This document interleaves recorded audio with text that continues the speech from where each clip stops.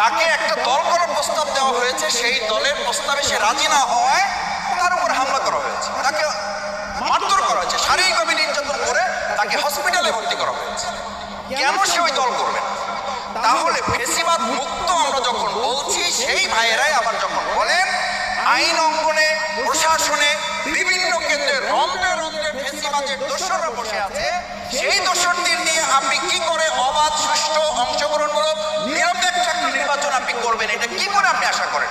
সেই শিক্ষা প্রতিষ্ঠানগুলোতে এখনো ফ্যাসিস্টদেরকে, দোসরদেরকে সরিয়ে কমিটিগুলো পুনর্গঠন করা সম্ভব হয় নাই, সেই শিক্ষকদেরকে বাদ দিয়ে আপনি কি করে একটা সুষ্ঠু নির্বাচন করবেন?